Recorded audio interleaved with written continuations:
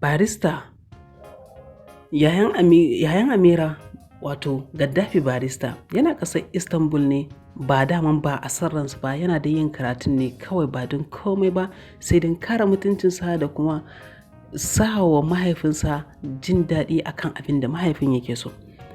Amma gashi ya samu wata dama ta zuwa gida sai dai kashi yana da jarabawa masu tsauri masu kuma daɗin wa inda yayi wannan jarabawar ya samu hayewa matakin da yake na karatu.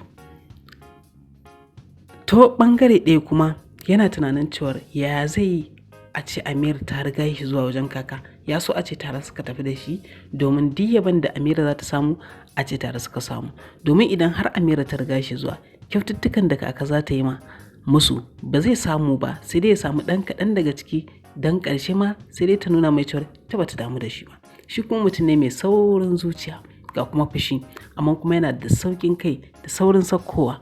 Mutum ne mai son hutawa da shakatawa hakan ne yasa tasu ta zo ɗaya da Lil Amadi domin shi ma Lil Amadi mutum ne mai son hutawa da shakatawa. Ishe an haɗa mutum uku ne masu irin abu ɗaya. Shi kuma ta ɓangaren Amir mutum ne wanda duk wani ƙyale-ƙyalen duniya bai dame shi ba amma kuma mutum ne mai son jin labari kowane iri ne amma banda labarin da ya kasance labari ne mara daɗin ji a kunne labari dai yana son labari wanda ya kasance mai sauraro. Hakan yasa abokinsa Jamila yake ƙoƙarin ba shi labari mai ɗanɗasawa daɗi. Ya ce, Amir, ina son baka wani labari da ya faru da wani bawan Allah. Wani mahaukaci ne ya kasance mahaukaci ne bai da lafiya aka kai shi gadon asibiti da aka kai shi gadon asibiti. Amir sai ya washe baki yake ya ce to zan barka iyanan gobe sai in ɗora maka da labarin da nake son gaya maka akan wannan mahaukaci da aka kai shi gadon asibiti. Iyanan zan barka. Amir dai ya damu saboda shi mutum ne mai son labari sosai. Labari yana sa shi a cikin farin ciki da annashuwa.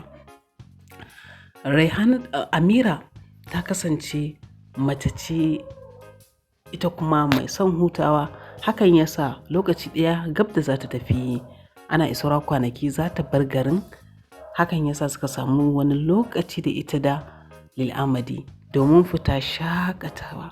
Lil Amadi ya rungumi hannunta ne suna yawatawa a cikin wani irin ƙatoton fili mai ɗauke da abubuwan ƙayatarwa su zinare fulawoyi masu kyau masu ƙamshi masu daɗaɗa jiki iska mai sanyi.